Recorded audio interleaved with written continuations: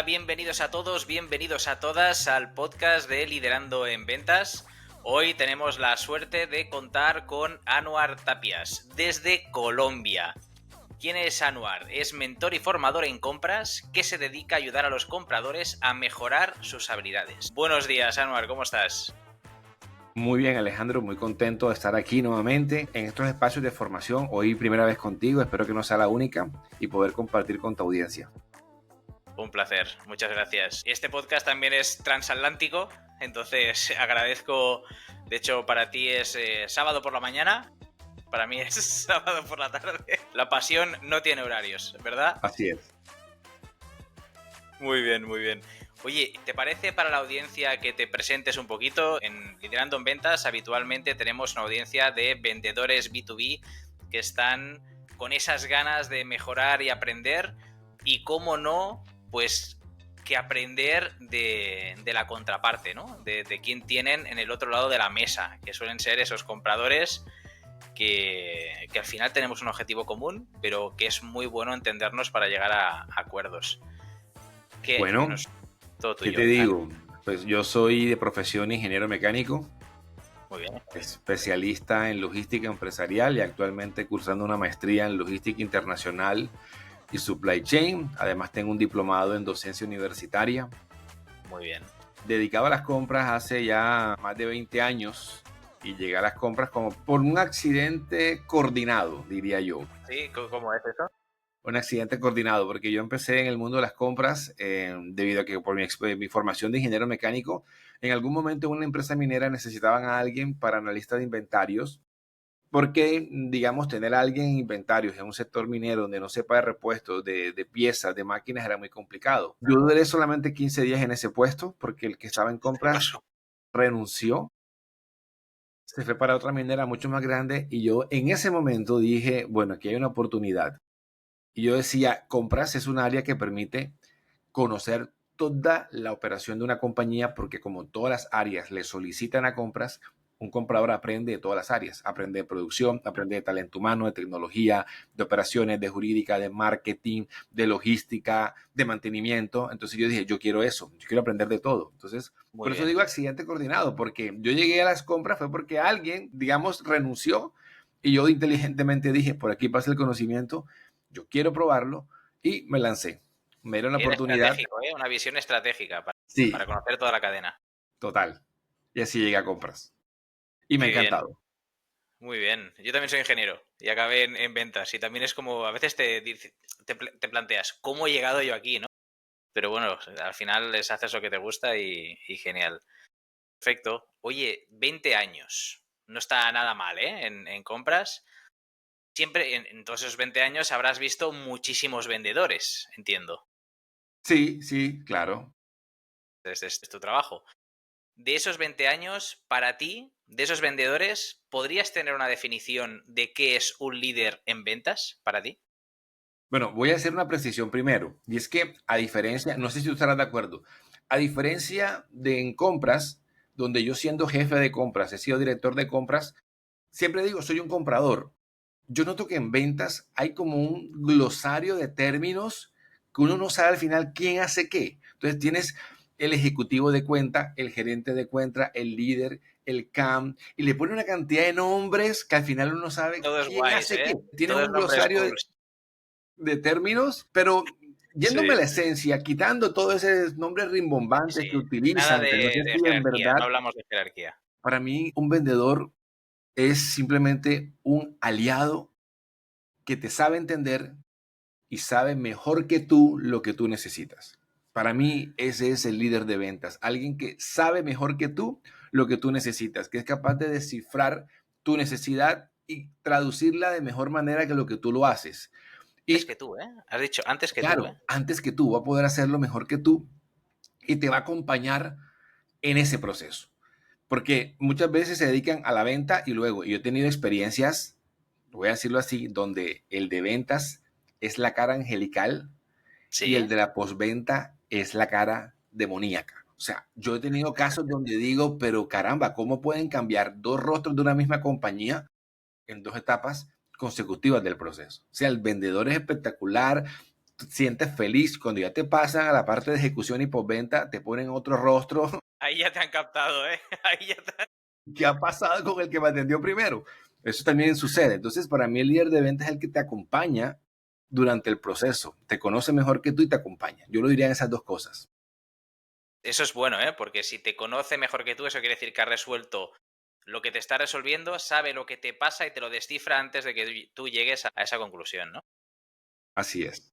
Está muy bien. ¿Y un líder de compras? Bueno, un líder de compras tiene una gran responsabilidad porque el líder de compras es alguien que está para comprar para otro. ¿Y por qué yo hago esta precisión? Porque no es lo mismo comprar para ti que comprar para otro. No es lo mismo un comprador B2C que un comprador B2B. Entonces, el líder de compras B2B es alguien que tiene la responsabilidad de administrar de la manera más eficiente los recursos de una compañía para poder crearle valor a esa compañía. Fíjate tú que ya hablo de administrar eficientemente para crear valor. Entonces son como los dos extremos donde a veces si me enfoco mucho en administrar eficientemente me olvido de crear valor. Entonces soy un busca descuentos. Pero si me busco crear valor a cualquier costo y no administro eficientemente, también desbalanceo lo que la empresa requiere. Por eso digo que el líder de compras es alguien que administra eficientemente los recursos de una compañía para maximizar el valor. Y dentro hay una profundidad en conocimiento y ideas que podríamos aquí durar horas hablando de eso. Sí, sin duda. Al final, yo lo que he visto, ¿no? El otro día comentaban por LinkedIn esos compradores que solo buscan precio. Yo, por ejemplo, cuando yo vendía productos, pues cuando tenía ciertos productos que había escasez, a los que me habían apretado a más no poder, para mí no eran mis favoritos. Sí, claro. Entonces, se trata de un poquito de amor, ¿no? Si tú me das amor, yo te doy amor y ayudarnos. Es decir, lo tengo más barato, el siempre lo tengo más barato, pues hay un momento que, ok, pues a lo mejor no eres mi cliente ideal, ¿no? Entonces esa parte creo que es importante. Dentro de cuáles consideras que son las habilidades esenciales para ser un buen negociador en el área de procurement. Hay que entender que nosotros en procurement relacionamos seres humanos. O sea, más allá de que sean dos empresas intentando unirse, más allá de que sea una necesidad con una propuesta, son dos seres humanos. Por eso la Sí, capacidad de poder conectar. Y este conectar no necesariamente se traduce como algunos piensan en hacerse el chistoso, el hacerse el amigable, no. Saber conectar es saber entenderse, saberse comunicar y saberse acompañar. Entonces la capacidad sí, de poderse conectar con la otra persona es necesaria en procurement.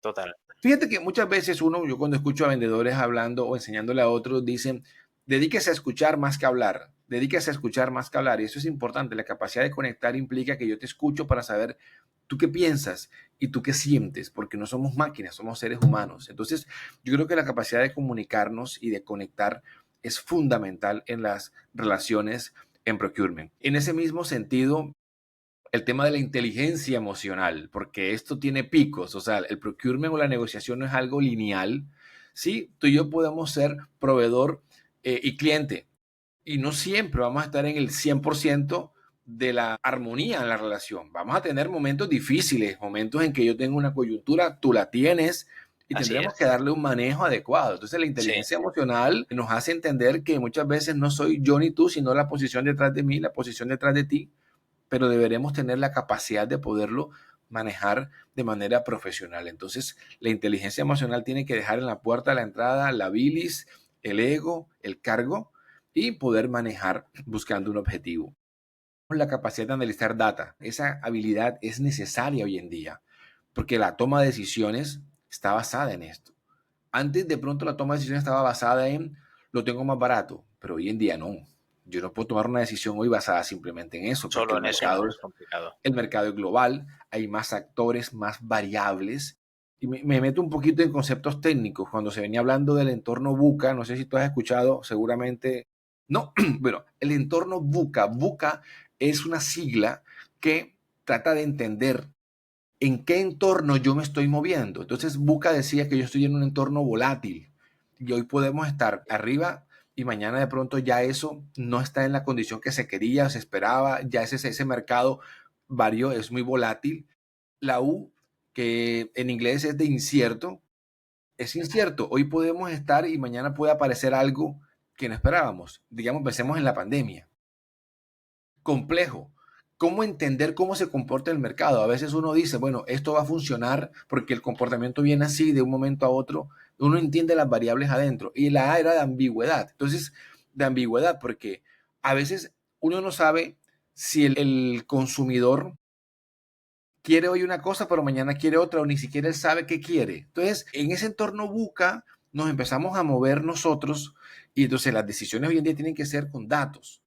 Después ese entorno Totalmente. buca cambió a Bani con la pandemia, que el Bani era frágil, que no era lineal. Vaya, pero Entonces, que no es predecible para nada, ¿no? Viene a que no es decir. predecible. Exacto, que maneja la ansiedad, la ansiedad en un mundo ansioso. Entonces, ¿cómo predecir eso? Pongo un ejemplo puntual. Mira, cuando llegó la pandemia del COVID en mi ciudad, yo no sé por qué, a marzo del 2020, ¿no? ¿Tú Todo el estás país, donde? todo el ¿En mundo. Barranquilla o...? Yo estoy en Barranquilla, Colombia, la ciudad de Shakira. Empezaron a circularles mensajes que decían, compren papel higiénico. ¿Qué tenía que ver la pandemia del COVID con el papel higiénico? Ya, Y en aquí esos pasa igual. días se acabó el papel Sí, higiénico. aquí pasa Pero igual. ¿qué tenía que ver el Ni papel que te lo higiénico con el COVID? comieses. Ni que Y te lo entonces la comieses. ansiedad, claro, y la ansiedad. Entonces, estamos en esos entornos. Por eso la toma de decisiones tiene que ser basada en una data que tenemos que analizar concienzudamente. Entonces, para mí esas variables son importantes en un negociador. Súper interesante. Sí. Yo también lo creo, ¿eh? Lo veía, esos entornos que dices, lo veo en un tema de presupuestos, muchas veces.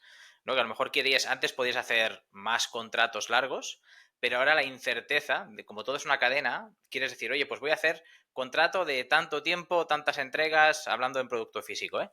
Y como es que no tenían visibilidad tus clientes, en el sentido de no van a saber cuál va a ser el consumo, por lo tanto, pues a lo mejor hacen una cobertura de un 60% de lo que tienen estimado y lo otro van haciendo spot. Prefieren hacer compras spot antes que tener ese stock, porque aparte las compañías cada vez la parte financiera va teniendo más ganancia, en el sentido de si tengo ese dinero en stock, es dinero que tengo parado y no puedo tener rentabilidades en otros aspectos, ¿verdad? Pues Así es es. muy interesante. Y ya no sirve bueno, voy a tener aquí, como que se profesionaliza todo mucho, ¿verdad? ¿Lo ves desde ese punto de vista? ¿Cómo lo ves tú? Sí, sí, no, yo estoy de acuerdo. Es más, digamos que en la época de la pandemia, los contratos que teníamos negociados no contemplaron esto. O sea, a mí me tocó renegociar muchos contratos donde estaban pactados los incrementos basados con la inflación y hubo un momento, no sé si fue en el 2022, que la inflación se nos disparó tanto que eso presupuestalmente afectó todo y tuvimos que intentar renegociar muchos contratos, tanto que a partir de ahí en adelante, yo los contratos los revisaba y yo decía, busquemos una cláusula que permita una salida anticipada. No, pero no se puede, pero es que la tengo que buscar. Es que mira lo que pasó en la pandemia. O sea, no podemos creer que el mundo va a seguir funcionando igual. Entonces, no era fácil y ahí, digamos, había muchas o habían varias estrategias para poder abrir una cláusula de terminación anticipada que fuera por lo menos equilibrada para las partes. Pero tocó hacerlo y después de la pandemia esa percepción cambia y hay que cuidarse de ambas partes porque nadie quiere quedarse con ese stock que tú señalas allí porque es plata muerta. Y esto es como los matrimonios, ¿verdad? Si lo dejas de antes, decir, oye, si pasa esto, vamos a hacer esto, ¿no? Como casi que mejor, porque si no viene la emocionalidad, las presiones y demás, y la salida puede ser ruptura. Eso que tú mencionas es básicamente colocarse los 6 sombreros del pensamiento. O sea, un negociador necesita tener en su closet los 6 sombreros del pensamiento y en momentos ponerte el negro, que es el que te mide los riesgos y decir, mira, levanto la mano porque puede pasar esto. Entonces, Sí. cada sombrero, yo una vez hice una publicación de cómo un comprador debe colocarse durante la negociación los 6 sombreros para las diferentes etapas de la negociación. El negro es precisamente eso, para poder ver los riesgos y anticiparlos. Y eso es, bueno, sí, la parte de risk assessment, yo de hecho lo hacía. Muchas veces incluso intentas entender al comprador y los compradores tienen que hacer risk assessment, o sea, evaluaciones de riesgo para saber si la cadena de suministro va a estar bien ahí. A lo mejor ellos compraban en origen y yo siempre utilizaba ese argumento de risk assessment de un 20% de cuota, tenerlo aquí en local para que si hay alguna ruptura, pues, y que lo tengan conmigo, sin duda, para poder ayudarles en esa parte. O incluso, a veces cuando me querían cerrar el 100% del negocio, y yo veía que era riesgoso, digo, oye, yo te lo agradezco, pero el 100% a mí me parece que es cargarme demasiado riesgo a mí. Incluso negaba parte del contrato para que lo repartiese porque podía haber riesgo y al final es más peligroso romper esa relación porque si solo está contigo tienes mucha carga y al final pues puede decir, pues aquí me has fallado, que lo varíe, ¿sabes? Que lo diversifique y al final todos contentos. Entonces es Es entenderlo. que ahí entra un tema que manejamos los compradores y es la segmentación que hacemos de los productos. Más adelante creo que voy a profundizar un poco en esto, pero es importante que un vendedor sepa lo que yo vendo, en qué categoría de importancia lo tiene el comprador. Porque las estrategias de negociación de un comprador varían según la clasificación del tipo de producto.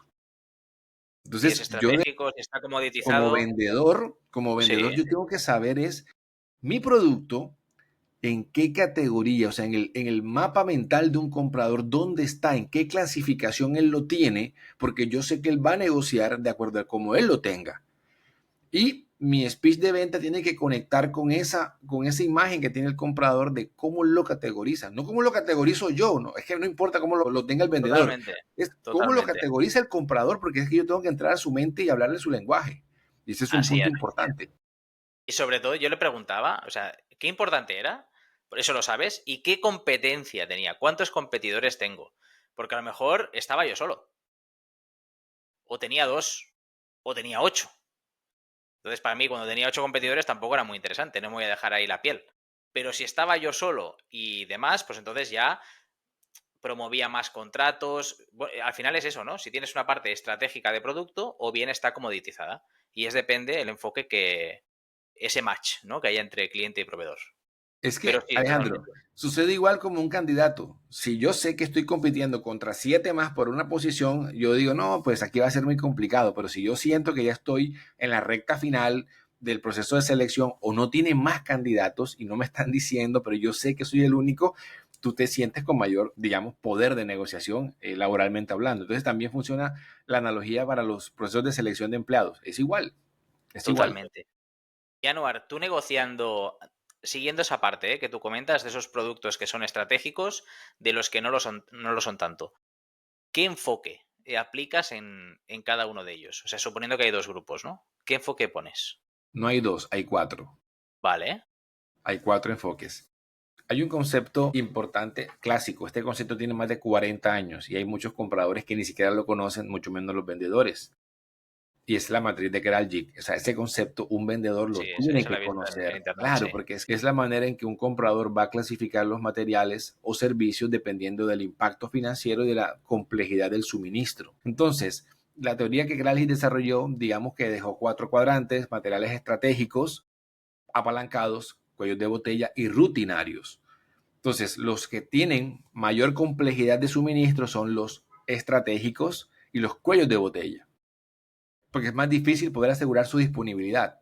Y los que tienen menor complejidad son los rutinarios y los apalancados. De impacto financiero, los que más plata impactan son los apalancados y los estratégicos. Entonces, de esos 4 cuadrantes, entonces vamos a poner un ejemplo muy clásico con cada uno. Un material rutinario puede ser suministro de ferretería o suministro de papelería. Entonces, eso tiene, para el comprador, ese es el menos importante y estratégico de todos, porque él sabe que tiene 40 proveedores que venden esos materiales, donde son rutinarios, no van a impactarle el negocio. Entonces, el comprador no le interesa que tú vengas con una estrategia de valor, de valores agregados, no es rutinario, bajo costo, simplemente quiero una lista de precios y yo me muevo con ella. Asegúrame que siempre los tengas. Entonces, ya tu enfoque va a ser optimizar costos, porque a él no le interesa más nada, porque esa categoría no le representa a él más nada. Un apalancado puede ser un producto de alto valor, pero que se consigue fácil. Por ejemplo, quien vende computadores. Una Ujú. compañía que tenga 200 computadores es un negocio interesante, ¿verdad? Pero tú sabes que no eres el único en el mercado. Porque si así como hay Dell, Lenovo, Asus, Hewlett Packard, hay cientos de distribuidores de cada una de esas marcas. Entonces, ahí el comprador, ¿qué va a intentar hacer? Optimizar eficiencia en costos. y va a hacer licitaciones cada tanto tiempo, cada 6 meses, cada 8 meses, y no le va a doler cambiarse de proveedor porque sabe que hay muchos y lo que le importa a él es optimizar costos. Entonces ahí tienes que enfocarte cuando no hay complejidad en el suministro, pero sí impacto financiero, en buscar la mayor eficiencia posible. En esos casos, cuando vamos a los estratégicos que un comprador considera que son muy escasos de conseguir, pero que le pueden impactar el negocio, el comprador es muy sutil, porque él sabe que no tiene la posición dominante. Ahí Entonces, es casi vendedor, ¿eh? inclusive hay compradores que son utilizados para esas categorías. ¿Por qué? Porque sus cualidades de comunicación, sus habilidades de negociación son más selectivas. Tú no puedes poner allí a ese comprador regateador que busca exprimir, lo pones a manejar un estratégico y te quiebra el negocio. Tú déjalo a él en un rutinario, que ahí es bueno. Pero en un estratégico tienes que poner otro tipo de persona, porque como yo no tengo la posición dominante, porque donde se me llega a escasear ese proveedor, impacto mi operación, yo tengo que buscar hacer acuerdos a largo plazo. Entonces, ese es el comprador que es capaz de visitar al proveedor, lo lleva, flexible. ¿Por qué? Porque sabe que está en riesgo su operación. Entonces, allí lo que importa es la relación a largo plazo. Y es donde el comprador es lo más flexible del mundo. Muchas veces lo que le pide al vendedor es donde más es capaz de conceder, porque sabe que no tiene muchas opciones. Y luego en el cuello de botella, que es un producto de bajo valor, pero que puede complicar el suministro, el comprador busca mucho diversificar. Entonces, claro, si yo soy una empresa que homologa productos o vendo marcas homologadas, tendré mayor oportunidad de entrar para un comprador que maneje esa categoría. Porque él lo que tiene que intentar hacer es evitar que ese producto se desabastezca. Entonces, fíjate tú, según dónde caiga cada uno de ellos, entonces, ¿qué hace un comprador, qué hace un vendedor que enfrenta un producto que es cuello de botella para un comprador? Ofrecerle diferentes alternativas. Entonces, ahí llegan ustedes con el tema de que darle la versión básica, darle la versión intermedia, darle la premium y tal, y todo lo que ustedes tienen en sus estrategias, ahí funciona perfectamente en esos productos, porque tengo que homologar y buscar algo que me permita diversificar. No necesariamente porque el comprador vaya a irse con la premium, pero sí que tenga alternativas. Entonces, allí tiene mucha ventaja el vendedor. Muy interesante esto, la matriz. Lo había visto en vosotros que tenéis mucho de procurement, que os sigo en LinkedIn, y lo poníais por ahí, esta matriz de... Yo en ventas no la conocía, pero bueno, me tomo nota, ¿eh? Ok. Es importante. Y a nivel de, hablabas de negociación, ¿para ti alguna técnica o táctica de negociación que te sientas cómodo o que sea exitosa para ti? A mí la ¿Cuál es verdad en tu... lo personal no me gustan las tácticas de negociación porque me siento que sesgan un poco y aunque uno pudiera decir que son diferentes herramientas que uso cuando la necesite, es tan variable, pero digamos que algo que es muy práctico cuando uno está negociando siempre es abrir la carta de lo que tenemos. Yo te pongo un ejemplo muy, muy puntual. Pensemos en un proceso donde yo voy a cotizar varios materiales que necesito para un proyecto. Y bueno, un comprador va a tener que cotizar con varios proveedores, arma su tabla, empieza a analizar y encuentra que hay productos con el proveedor A que son más económicos, otros con el proveedor B y otros con el proveedor C. Y entra el dilema. ¿Y yo qué hago aquí? ¿Le compro el menor global de los tres o le compro lo más eficiente a cada uno? Bueno, si le compro a cada uno lo más eficiente, entonces va a tener que tener 3 órdenes de compra, 3 seguimientos, 3 facturas, 3 pagos. Pero entonces, si le compro el menor global, estoy perdiendo poder de negociación. Entonces, uno hay que dice, mira, señor proveedor, tenemos que llegar a optimizar este presupuesto. Hay dos opciones. O me das un porcentaje para poder llegar, o solo te adjudico el 50% de la orden, porque no puedo hacer las dos cosas al tiempo. Entonces, Está bien. ojo, ahí el discurso de no, mira nuestro valor, puede que sirva, puede que no, depende de la categoría en la que esté. Pero ¿por qué le funciona al comprador eso? Porque el vendedor dice, si yo no le doy, si yo no ajusto mi presupuesto y hago que él entre en la ecuación a dos competidores más que ya empiecen a tener presencia, le estoy cediendo mercado a esos dos. ¿Yo qué prefiero? O me bajo un poco para mantener el 100% de la operación o le doy cabida a otros dos que yo no sé en el futuro si yo enfrento alguna complicación inesperada en mi operación que me impacte la imagen del comprador y el otro proveedor que ya entró en ese primer negocio con un porcentaje menor tenga la oportunidad de robarme más campo. Entonces, ese tipo de análisis, que yo no lo llamo táctica, sino simplemente sentarnos a hablar, mira, esto es lo que tengo, tú decides, o haces este porcentaje de descuento para poder llegar, o te quedas solo con la parte parcial del negocio. Entonces él dirá, ¿qué me conviene más? Eso es algo que es hablado y yo digo, hay que ser muy transparente.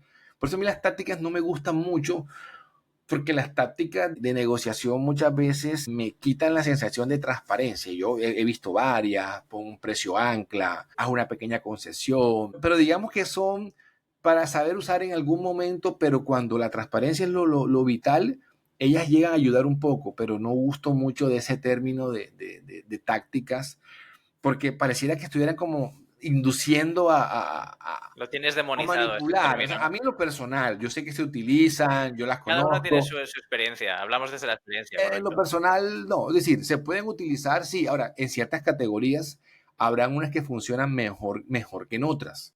¿Ya? Pero, por ejemplo, te pongo un ejemplo muy puntual de cómo uno analiza y dice, bueno, mira acá, vamos a buscar un punto de acuerdo. Porque pasa otra cosa también. Yo te decía que hay materiales que son rutinarios, porque hay muchos Sí, proveedores disponibles. Entonces el comprador viene, cotiza con varios, escoge siempre el de mejor precio, pa. Pero ¿qué va a pasar en algún momento? Que cuando vuelva a invitar a los proveedores, le van a decir, ah, no, qué pena. Usted siempre me invita y nunca me da nada. Entonces se va quedando sin opciones que al final ese producto que era rutinario, ahora se convirtió en un cuello de botella, porque ahora no tiene quien le suministre porque los utilizó tanto a los los ha proveedores, quemado, los ha no quemado. se preocupó de hacer un acompañamiento, una retroalimentación, de mostrar en qué podían mejorar porque le interesa que ellos también ganen. Y entonces ahí pasó a tener ahora un cuello de botella. Entonces, Claro que este es sí. un mundo bastante complejo. Pero digamos, estrategias, a veces pasa con la del punto de ancla, pon un precio inicial, a veces uno no lo hace, dice, porque el comprador dice, y si yo doy un precio inicial y el vendedor venía con un precio más bajo, yo voy a esperar que el vendedor sea el que ponga el valor. Y el vendedor puede decir lo mismo, y si pongo un precio inicial y es muy alto, ya entonces se desestima. Yo por eso con las tácticas siento que no son universalmente aplicables siempre. Entonces será cuando una funcione, depende de muchas variables. El tema del precio de ancla, has dicho, y a mí se me va al otro lado. Se me va a cuando el comprador va de farol. ¿Entiendes el término farol? ¿No? Que dice, imagínate, lo tengo un 20% más barato y luego se demuestra que es mentira.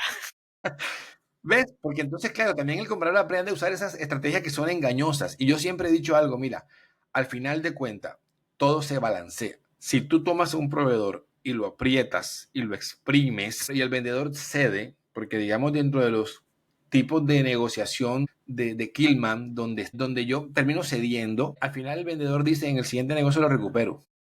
O sea, si yo lo aprieto aquí, él no va a perder, porque él al final en el siguiente lo va a volver a recuperar. Entonces, te Bueno, vas sí puede. aquí, en la siguiente cotización te lo va a subir porque tiene que recuperar sus costos, entonces no hiciste nada, pero esta es la relación con el proveedor por un descuento que le infló el ego simplemente a alguien de decir lo logré y lo hice bajar, pero eso al final de cuentas no sirve. Por eso es que tiene que ser muy hablado, muy de confianza, muy de alianza. Yo la verdad que las mejores relaciones que he tenido a nivel comercial son con los que más transparentes son.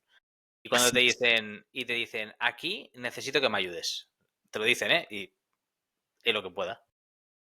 Hay momentos que pues vas jugando, ¿no? Que es un baile, o donde dicen, aquí hay que ayudar, y a veces lo he dicho yo, aquí necesito que me ayudes. Al final es un tema de relación, no solo línea por Claro. línea, precio por precio, e incluso sobre todo decir, he rechazado pedidos para decir, oye, cómpraselo a otro. O sea, yo no, pero te digo a quién se lo puedes comprar.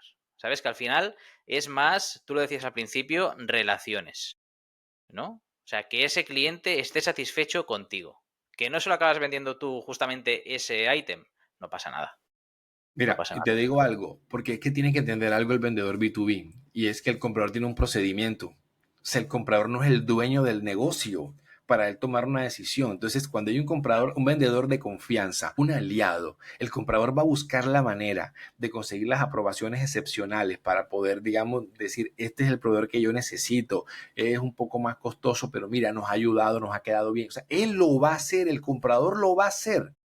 ¿Por qué? Porque es un aliado, lo siente como un aliado y lo va a intentar defender y buscar cómo con su procedimiento puede buscar la excepción. Pero cuando no es así, el comprador dice, no, tú no me ayudas, tú no me interesas, no eres un aliado, entonces la relación no funciona. Entonces el vendedor tiene que decir, construyo una relación de confianza. Y algo que le falta al vendedor B2B, paciencia, paciencia. El mundo B2B no es el B2C, hay que tener paciencia. Ciencia. Todo tiene su ciclo, ¿no? Claro.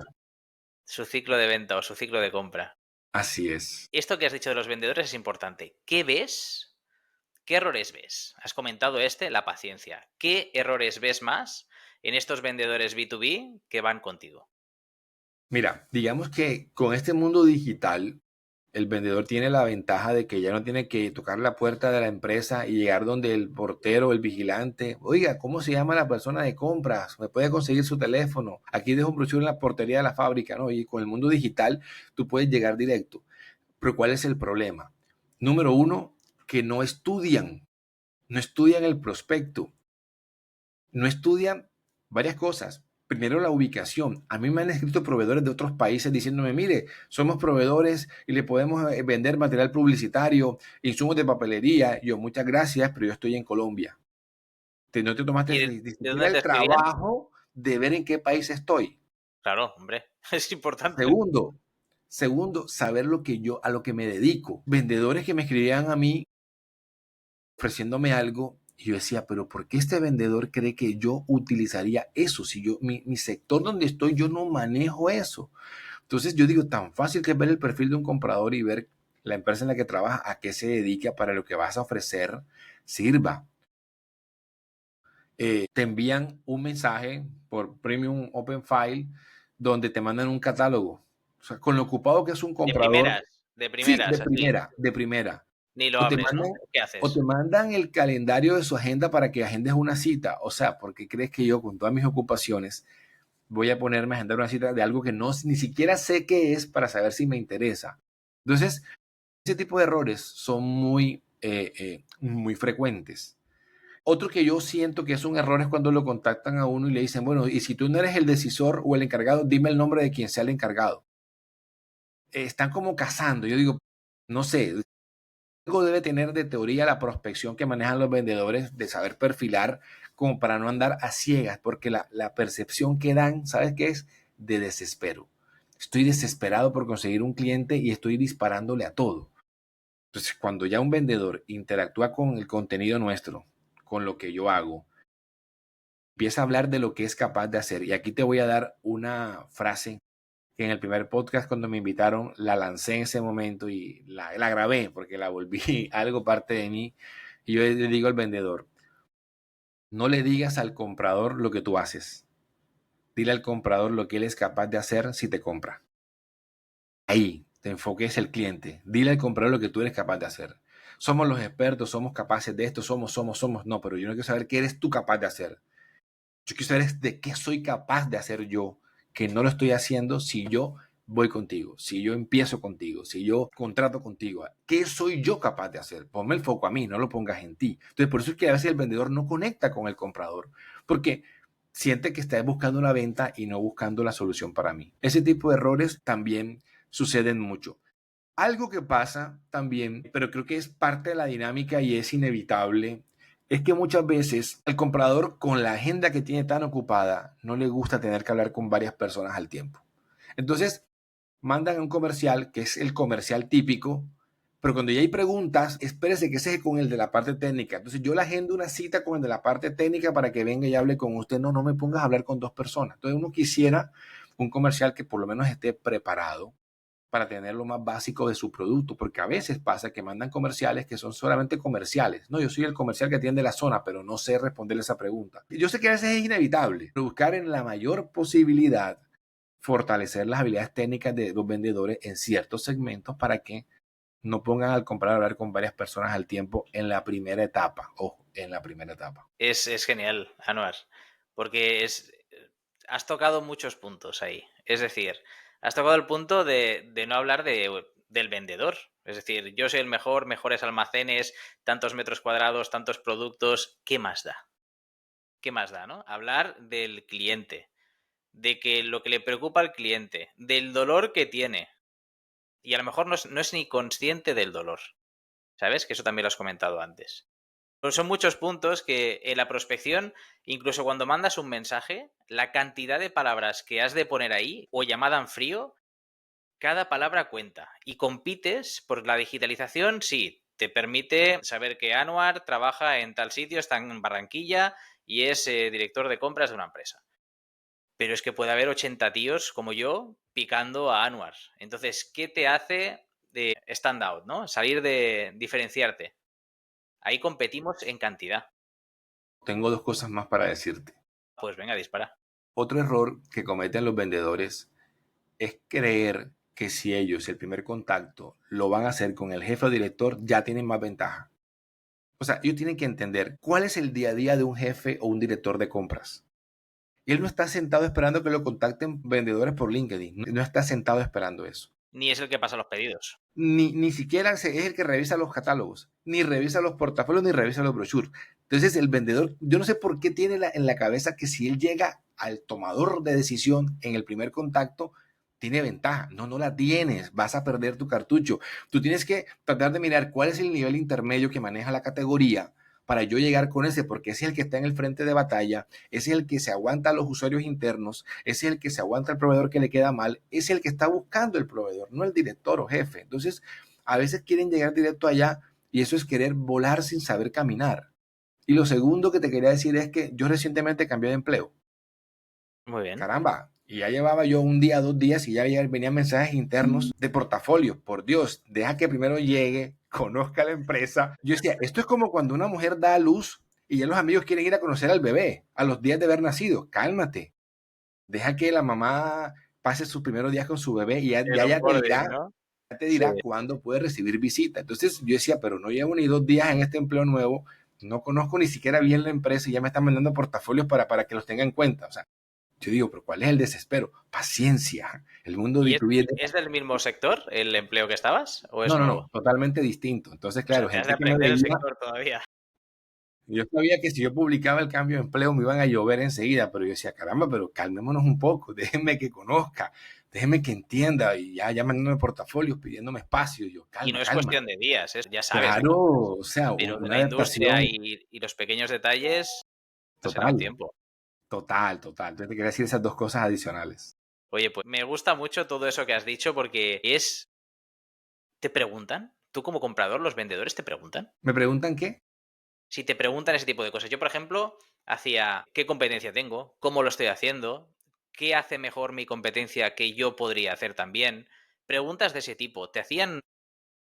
Necesariamente, no necesariamente. A veces, mira, uno a veces sufre porque le escriben muchos mensajes y yo digo, esta persona me escribe por LinkedIn, ni siquiera sabe a lo que me dedico, yo no le voy a contestar, pero a veces uno quisiera responder, pero el tiempo no le da. Pero a veces, cuando yo los veo tan perdidos, yo le contesto, mira, por favor, revisa mi perfil, mira la empresa en la que yo trabajo, creo que te estás Me refiero a tus equivocando. proveedores, Anuar, a tus...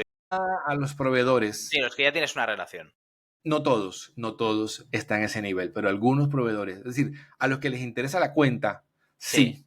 lo A los notas, que ¿eh? les interesa la cuenta, mantener la cuenta, cómo va la relación, qué podemos mejorar. No todos hacen eso. Porque yo digo que es por la misma transaccionalidad, por la misma, a veces, distancia de proveedores, que no todos son de la misma ciudad, pero no, pero los que les interesa mantener la cuenta fortalecida sí están preocupados de saber cómo vamos, qué podemos mejorar. Además que el comprador, cuando hace la evaluación de desempeño, tiene que mandársela al proveedor y ahí hay un feedback de retroalimentación de cómo va la relación. Perfecto, perfecto. Y el tema de los incentivos. En comercial está muy claro, ¿vale? Muchas veces, y puede ser simple o puede ser complejo el tema de los incentivos.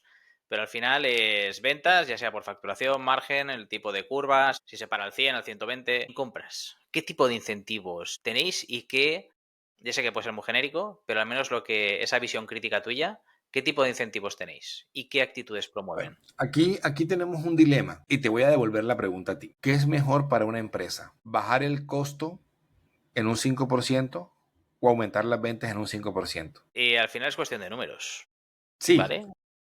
pero entonces el costo cuando lo bajo al 5% le pega directo a la rentabilidad. Muchas veces cuando yo aumento un 5% la venta, digamos que hay Ahí no unos es, costos no que es ingreso también, todo. No es claro, o sea, ingreso todo. numéricamente la teoría dice que impacta más bajar 5 puntos del costo El que aumentar beneficio está en la compra. 5% la venta. Sin El beneficio embargo, está en la compra. el que tiene comisión por venta es el vendedor y no el comprador. Entonces, muchas empresas todavía se han quedado en que no hay por qué reconocer o incentivar a las empresas. Yo he estado en empresas donde sí, donde el ahorro que un comprador consigue hace parte de una bonificación anual, pero eso son muy pocas las empresas. El comprador no tiene generalmente incentivos de esa naturaleza que lo motiven, y entonces no quiere decir que él no va a hacer bien su trabajo, pero no es lo mismo trabajar con una motivación de que puedes obtener una retribución adicional por lo que estás haciendo que no tenerla.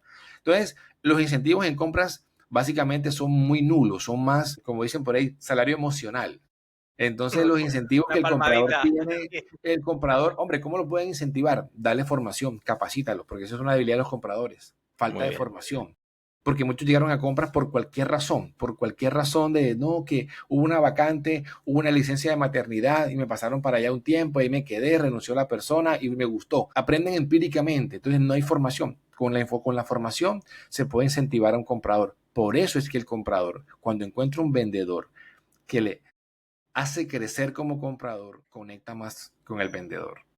Si yo soy un vendedor, que yo al comprador le puedo ofrecer formación gratuita, mira, te voy a dar acceso a nuestra plataforma educativa para que puedas hacer unos cursos si quieres. Eso es como los bonos de descuento en el supermercado, que te dicen, mira, el próximo miércoles hay un 10%. El supermercado sabe que no va a ir la persona a comprar, no va a ir, está ocupado, pero se lo ofreció y tienes un plus. Entonces, hay formas de incentivar al comprador que con la parte formativa y educativa es interesante y puede que no le cueste, porque hay muchas empresas que tienen plataformas de entrenamiento. Han pensado en abrir de pronto una sesión para los clientes que también hagan cursos. Y tú dices, oye, cuando yo le compro para esta empresa, tengo la ventaja de esto. Eso no está desviando ni nada, está motivando a considerar de mejor manera la relación comercial. Es pensar fuera de la caja eso, ¿eh? Pensar fuera de la caja, no todo está escrito, no todo está hecho. Entonces, a uno le sirve mucho eso. Webinars, guías educativas, todo lo que sea de crecimiento para el comprador, él lo va a valorar muchísimo. ¿Por qué? Porque él va a poder aplicarlo internamente en la empresa. Si el vendedor ayuda a que el comprador crezca y el comprador sobresalga, ese vendedor va a tener o esa empresa va a tener mayor conexión con el comprador. Qué interesante, de verdad. Sí, sí. Además, yo no lo he visto mucho eso de las formaciones para los clientes. ¿Ves? Para Y los muchas clientes. empresas tienen plataformas de entrenamiento, plataformas de educativas, de algo, y bueno, eso es una sola idea. Sí, hay otras opciones que también se Y que pueden. además pueden, a lo mejor, cómo utilizar sus productos, ¿no? O sea, he visto algo, sin duda, pero así a nivel de plataforma, he visto en vivo y en directo. Pero a nivel de plataforma ya es como una propia universidad, ¿no? De la compañía para poner sus productos. Genial, genial. Oye, Anuar, llevamos ya 3/4 de hora con la cosa, ¿eh? Ha estado interesante. Oye, ya para más o menos unos 5 minutos más haremos, si te parece bien, lo que se quiera extender la cosa. ¿Qué estás haciendo tú? Es decir, para que la audiencia conozca que estás allí en Colombia, también estás en tu trabajo, pero me parece que haces consultorías, mentorías. Que explícanos un poquito, porfa. Bueno, digamos que mi pasión es enseñar. Y con esa pasión que tengo, pues me he encontrado con muchos compradores que me hacían preguntas y siempre era como, compras está en el patio trasero, compras está relegada, compras no es un área que consideren importante. Entonces mi labor ha sido visibilizar al comprador y hacerle sentir que su labor es importante.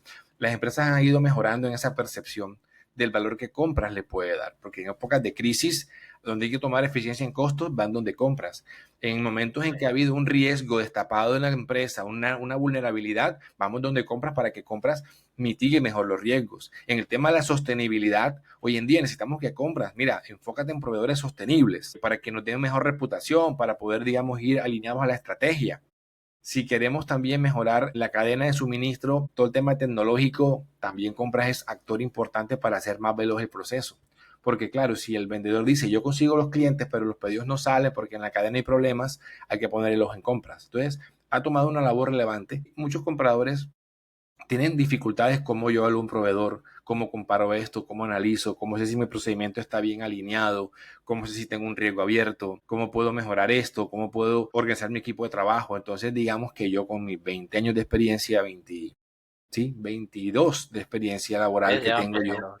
Te habías dejado dos. entonces he podido, digamos, organizarme y también a empresas que me han querido, Andor, queremos entrenar al equipo de compradores.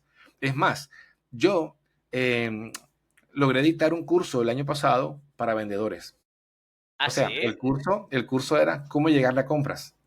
donde el curso hacía Es parte genial. de una estrategia donde era cómo llegar a la compra y al mantenimiento. Entonces, darle herramientas al vendedor para que sepa cómo llegarle al comprador, qué hacer, cómo presentar su oferta, qué es lo que el comprador ¿Y las evalúa. temáticas que eran, Anuar? Sin que nos cobres aquí, ¿cuáles eran los puntos principales? Básicamente era cómo entender la necesidad del comprador, cómo presentarle una oferta al comprador, qué es lo que el comprador analiza, cómo hacerle el abordamiento al comprador, a quién tener que llegarle al comprador, qué herramientas de análisis económico usa un comprador para que si el comprador no las utiliza, el vendedor lo ayuda a que las utilice y pueda, digamos, reconocer los diferenciales de valor que muchas veces el precio no deja ver. En fin, era más o menos eso lo que Es hicimos. Entonces, importante, ¿eh? Hablar el lenguaje del que tienes delante. claro, por eso es que a mí me gusta mucho seguir a vendedores, precisamente, Sí, sí, sí, es lo para mismo. saber cómo hablan. Sí. Entonces, igualmente el vendedor tendría que también seguir a los compradores que crean contenido para también conocer la contraparte. Por eso te invito al podcast, Anuar. Muy bien. Oye, ¿y dónde te pueden encontrar nuestra audiencia que quiera saber incluso de esos cursos, siendo vendedores o gente de procurement también que nos escucha y que Bueno, ¿no? puedan contactar Yo contigo? soy una persona muy activa en LinkedIn, así como lo ven debajo de la pantalla donde está mi nombre, sí, Anuar Tapias Lacat, así con W, me encuentran en LinkedIn. Tengo también un podcast en Ah, muy bien. Spotify, donde ya hice la primera temporada, donde hablo de compras. Inclusive hay dos vendedores que estuvieron en esa primera temporada, Muy hablando bien. también de la relación de compras y ventas. Y el podcast se llama Procurement Pro. Procurement Pro, más Perfecto. allá de las compras. Así, Procurement Pro, más allá de las compras. Entonces lo pueden seguir en Spotify para que también nos sigan y estemos allí en relacionamiento. Perfecto, perfecto, Anuar. Ha sido súper interesante. A mí el tema este de entender el tema de las compras, me ha encantado el tema de la matriz y iré descubriendo un poquito más porque al final es entender el mismo lenguaje que hablamos, ¿no? Y ver cómo podemos ayudar. Yo siempre lo digo, vender es ayudar. Entonces, si hablas el idioma del de delante, lo entiendes más y puedes ayudar más. Y eso se traduce en ventas. Así Pero es. ayudar es el fin, las ventas es el medio. No sé si estarás de acuerdo con eso. No, totalmente de acuerdo. Me gustó. Súper, Anuar. Oye, pues nada, ya de acabar de desearte un feliz sábado. Para ti tienes todo el día por delante ahora. Así es. Y agradecerte que hayas estado aquí. Seguimos en contacto en LinkedIn y si Listo, tienes algún Alejandro. comentario, pues todo tuyo. No, simplemente decirles que esta relación es de valor para ambos, que siempre ven al comprador como un aliado y que el comprador también, si ve esto, ve al vendedor como un aliado. Esa es la llave maestra para el éxito en una negociación. Perfecto, pues con esa frase nos quedamos. Gracias por Vale, todo, feliz día y seguimos en contacto, ¿vale? vale, hasta luego. Éxitos. Chao, chao.